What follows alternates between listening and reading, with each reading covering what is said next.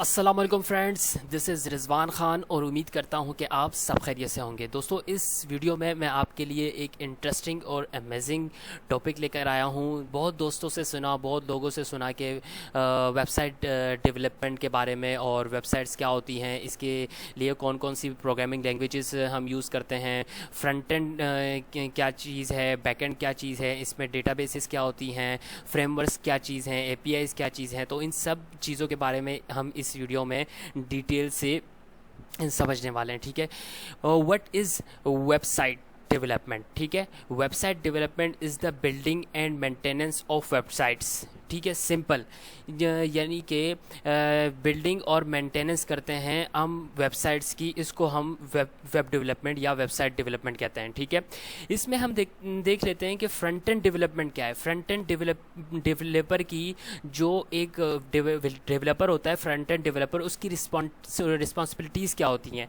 और वो किस तरह से कोडिंग करता है और वो कौन कौन सी programming languages front end development में यूज़ करते हैं, जो फ्रंट एंड डेवलपर होते हैं। ठीक है, फ्रंट एंड डेवलपमेंट में जो लैंग्वेजेस यूज़ होती हैं, सबसे पहले HTML, CSS और जावास्क्रिप्ट। ये वेबसाइट्स की क्या हैं, पिलर्स लैंग्वेजेस कहलाती हैं, यानी ये मस्ट हैं हर वेबसाइट्स के लिए। ये तीनों लैंग्वेजेस क्या हैं, ज़रूरी है। एक फ्रंट एंड डेवलपर को ये तीनों लैंग्वेजेस आनी चाहिए। HTML, CSS और जावास्क्रिप्ट की जो है नो हाउ, बल्कि अच्छी एडवांस नो हाउ, और इसको ये जो है लैंग्वेजेस आनी चाहिए और उस पर वर्क करना आना चाहिए। ठीक है, तो HTML, CSS और जावास्क्रिप्ट की बात हो गई फ्रंट एंड डेवलपर के लिए। ठीक है, ये फ्रंट एंड डेवलपर की क्या है, रिस्पॉन्सिबिलिटीज़ हैं कि ये इसको लैंग्वेजेस आनी चाहिए। अच्छा, front end front end development के जो है फ्रेमवर्क्स होते हैं। ठीक है, ये तो HTML, CSS, JavaScript simple languages हैं। फिर इसके फ्रेमवर्क्स आते हैं। ठीक है, जैसे कि रिएक्ट जेएस है, व्यू जेएस है, एंगुलर जेएस है। ये फ्रंट एंड के फ्रेमवर्क्स कहलाते हैं, जिसकी मदद से हम अपनी वेबसाइट्स बनाते हैं और इनको यूज़ करके वेबसाइट की परफॉर्मेंस जो है और क्वालिटी जो है बेहतर बनाई जा सकती है। ठीक है, तो ये फ्रंट एंड की बात हो गई। अब आते हैं बैकएंड डेवलपर्स। बैकएंड डेवलपर्स की क्या रिस्पॉन्सिबिलिटीज़ होती हैं। ठीक है, और बैकएंड डेवलपर्स क्या करते हैं और उनको कौन कौन सी प्रोग्रामिंग लैंग्वेजेस आनी चाहिए। सही है, फ्रंट बैकएंड जो लैंग्वेजेस हैं उसमें PHP है, जावा है, पाइथन है, सी है, C++ है, C# है। ये जो हैं बैकएंड के लिए लैंग्वेजेस यूज़ होती हैं। ठीक है, बैकएंड डेवलपर को डेटाबेसेस के बारे में भी नो हाउ होनी चाहिए। डेटाबेसेस क्या हैं, दरअसल डेटाबेसेस सिंपल आप ये समझ लें कि हमने जैसे हमारे घर का स्टोर होता है, उसके अंदर हम लोग अपना सामान स्टोर करके रखते हैं। इसी तरीके से वेबसाइट्स के लिए डेटाबेसेस स्टोर के तौर पे काम करती है, जिसमें हम अपने डेटा को स्टोर करके रखते हैं, अपनी जो वेबसाइट्स की प्रोडक्ट्स हैं उसमें स्टोर करके रखते हैं, और जब हमें ज़रूरत होती है उसको हम इम्प्लीमेंट करके यानी उस डेटाबेस से जो हमारा स्टोर है उससे रिट्रीव करा लेते हैं। ठीक है, उस वहाँ से हम यूज़ कर लेते हैं जब हमें ज़रूरत होती है। ठीक है, फ्रंट एंड और ये बैकएंड डेवलपर की रिस्पॉन्सिबिलिटीज़ हैं। ठीक है, बैकएंड डेवलपर्स को, इसके अलावा हम देखते हैं कि बैकएंड की जो फ्रेमवर्क्स हैं वो कौन कौन से हैं। सबसे जो फेमस फ्रेमवर्क है वो Node.js है। ठीक है, जिसमें हम लोग जावास्क्रिप्ट को यूज़ करके हम लोग अपनी बैकएंड के ऊपर इम्प्लीमेंटेशन करते हैं। ठीक है, और इंटीग्रेशन करते हैं। ठीक है, Node.js जो कि फ्री है और ये एक कोडिंग एप्लीकेशन है। ठीक है, जिसमें हम अपनी बैकएंड के लिए वर्क करते हैं, और ये क्या है, कंपैटिबल विंडोज़ और लिनक्स और मैक OS है। ठीक है, एक्सप्रेस जेएस जो है वो एक फ्रेमवर्क है जो कि जिसमें हम Node.js का एक फ्रेमवर्क है। ठीक है, और इसको हम APIs के लिए यूज़ करते हैं। ठीक है, APIs इम्प्लीमेंटेशन के लिए, APIs को बिल्ड करने के लिए ये हमें काफ़ी मदद देता है। ठीक है, इसके अलावा बैकएंड डेवलपर को डेटाबेसेस की नॉलेज होनी चाहिए। जैसे कि मैंने आपको बताया कि डेटाबेसेस क्या काम करते हैं, स्टोरेज का काम करते हैं। हमारे डेटा उसके अंदर स्टोर होता है और जब हमें ज़रूरत होती है हम अपनी वेबसाइट्स में वहाँ से अपने लिए डेटा यानी कि यूज़ कर लेते हैं वहाँ से, ठीक है। और उसके लिए जो फेमस डेटाबेसेस हैं वो हैं MySQL, SQL, PostgreSQL और MongoDB, ठीक है। इसके अलावा नॉलेज ऑफ एपीआई होनी चाहिए एक बैकएंड डेवलपर को। एपीआईज क्या है? एप्लीकेशन प्रोग्रामिंग इंटरफेस, ठीक है। और API is responsible for establishing connections between different applications. यानी क्या काम करती हैं एपीआईज की जो रिस्पॉन्सिबिलिटी है वो डिफरेंट एप्लीकेशंस के दरमियान क्या कराती है? कनेक्शन इस्टेब्लिश करवाती है, ठीक है। ये बात आपको समझ आ गई होगी कि एपीआई क्या होती है। काफ़ी लोगों को एपीआईज जो है वो बहुत डिफ़िकल्ट लग रहे होते हैं। एपीआईज को किस तरीके से बनाई जाती हैं वो क्या समझते हैं कि एपीआईज पता नहीं कौन सा बहुत बड़ा पहाड़ होगा या यानी बहुत मुश्किल समझते हैं काफ़ी स्टूडेंट्स एपीआई को, लेकिन ऐसा कुछ भी नहीं है। जब आप एक मरतबा वर्क कर लेंगे एपीआई के ऊपर आपको चीज़ें आहिस्ता आहिस्ता कोडिंग के थ्रू समझ आ जाएंगी। और कोई भी चीज़ हो दुनिया में आपको जाहिर सी बात है मेहनत करनी होती है। आपको एक बार आप स्टार्ट कर लेते हैं किसी भी चीज़ को तो वक्त के साथ साथ वो आपको एक न एक दिन आ ही जाती है, ठीक है। तो ये नहीं कहना चाहिए कि कोई चीज़ मुश्किल है, ठीक है। तो एपीआई की हम बात कर रहे थे। एपीआई क्या है कि वो रिस्पॉन्सिबल है किस चीज़ के कि डिफरेंट एप्लीकेशंस को आपस में क्या कराती है? कनेक्शन करवाती है, ठीक है। कनेक्शन को इस्टेब्लिश करवाती है, ठीक है। ठीक है, अभी हम एक एग्जांपल ले देते हैं। मिसाल के तौर पे आपने अली बाबा को एक ऑर्डर दिया, ठीक है। अली बाबा की वेबसाइट, ऑफिशियल वेबसाइट पर आप गए, आपको एक प्रोडक्ट, एक आइटम पसंद आया और आपने उनको ऑर्डर कर दिया, ठीक है। और अब क्या हुआ कि जो आपकी मोबाइल एप्लीकेशन पे जो आपने ऑर्डर दिया था, ठीक है, वो क्या करेगा? जब आपने ऑर्डर उनको दिया तो एक कनेक्शन इस्टेब्लिश होगा किसके साथ? अली बाबा की जो एपीआई है, जो अली बाबा की कहीं ना कहीं सर्वर पे एपीआई बनी होगी, ठीक है।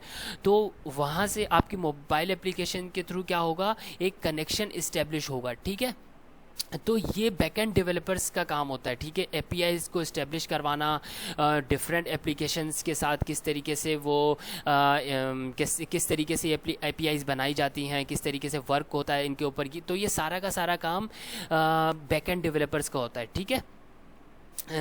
और इसी तरीके से फिर सर्वर हैंडलिंग है। सर्वर हैंडलिंग क्या है? A server is a cloud system that provides all the useful information and offer services such as file storage, database and security to other system connected to that network, ठीक है। Server क्या करते हैं कि हमारे लिए फ़ाइल स्टोरेज करके रखते हैं, डेटाबेसेस हमें प्रोवाइड करते हैं। सर्वर एक तरह से आप ये समझ लें कि एक तरह से नेटवर्क है जो हमें सर्विस जो है सर्विसेज प्रोवाइड करते हैं, ठीक है। सर्विस प्रोवाइड करते हैं और ये चीज़ें फ़ाइल स्टोरेज, डेटाबेस और सिक्योरिटी का काम हमारे सिस्टम के लिए करते हैं, ठीक है। ये सारे के सारे काम। और सर्वर हैंडलिंग कौन कौन सी हैं जो फेमस हैं? डोकर, कुबरनेटिस और ईटीसी, इस तरीके से और भी हैं, लेकिन डोकर और कुबरनेटिस जो हैं वो ज़्यादातर फेमस हैं, ठीक है। फ्रंट एंड और बैक एंड आपने समझ लिया। डेटाबेसेस उम्मीद करता हूँ कि आपको समझ आ गए होंगे। इसी तरीके से हम बात करते हैं कि वेबसाइट्स। हमने बहुत लोगों से सुना कि अगर हम किसी बिजनेस जिनका बिज़नेस है उनको बताते हैं कि आप अपने बिज़नेस के लिए वेबसाइट बनाएं, तो एक वेबसाइट जो बिजनेसमैन है वो पूछता है कि भाई मुझे वेबसाइट डेवलपमेंट से क्या फ़ायदा होगा? मतलब मैं अगर बना लूँ तो उससे मुझे किस तरीके का फ़ायदा होगा? तो ये आपका जवाब हो सकता है कि वेबसाइट जब आप बनाएंगे अपने बिजनेस के लिए तो ज़्यादा जो कस्टमर्स हैं ऑनलाइन आपको ऑर्डर दे सकते हैं, ठीक है। आपके रेवेन्यू जो है वो ज़्यादा से ज़्यादा हो सकता है, ठीक है। आपका जो प्रॉफिट है वो ज़्यादा हो सकता है आपके जो बिज़नेस का, क्योंकि ऑनलाइन ज़्यादातर आजकल जो भी बिजनेसेस हो रहे हैं वो ज़्यादातर ऑनलाइन हो रहे हैं। जैसे कि ऐप्स बन गई हैं अच्छी खासी, मोबाइल एप्लीकेशंस जो है वो ज़्यादातर बिजनेसेस के लिए बन चुकी हैं, जैसे दराज हो गया, अली बाबा हो गया, ये फेमस वेबसाइट्स हैं।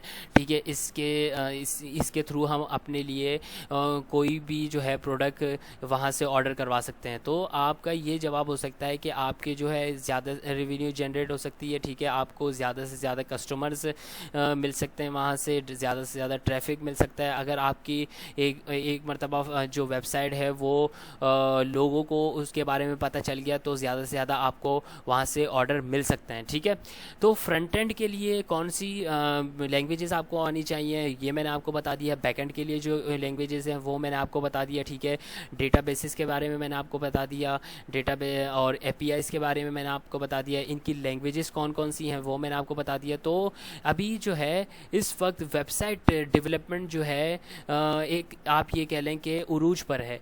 मोबाइल एप्लीकेशंस और वेबसाइट डेवलपमेंट्स बहुत उरूज पर है, हर बंदा इसको पसंद कर रहा है। और ये काम जो है आप फ्रीलांस के थ्रू भी कर सकते हैं, जैसे कि ऑनलाइन भी अपना वर्क आप कर सकते हैं। ठीक है, और कंपनीज़ भी बहुत ज़्यादा कंपनीज़ बन गई हैं पाकिस्तान के अंदर भी, आउट ऑफ पाकिस्तान भी। इसकी बहुत ज़्यादा मतलब आप ये कह लें कि ज़्यादा से ज़्यादा जो काम है वो अब ऑनलाइन के थ्रू हो रहा है। तो ठीक है, तो हर बंदा, हर बिजनेसमैन अपने लिए चाहता है कि वेबसाइट मैं अपनी बिल्ड करूं और मेरी एक वेबसाइट हो जिसके थ्रू मैं अपना जो बिज़नेस है वो लोगों को उसके थ्रू सर्विस प्रोवाइड करूं। ठीक है, तो उम्मीद करता हूं कि आपको वेबसाइट डेवलपमेंट के बारे में चल गया होगा। ये एक रोड मैप था, मैंने आपको इसके बारे में बताया कि फ्रंट एंड और बैक एंड लैंग्वेजेस कौन कौन सी होती हैं और किस तरीके से वर्क करती हैं। ठीक है, और दोस्तों इस वीडियो को अपने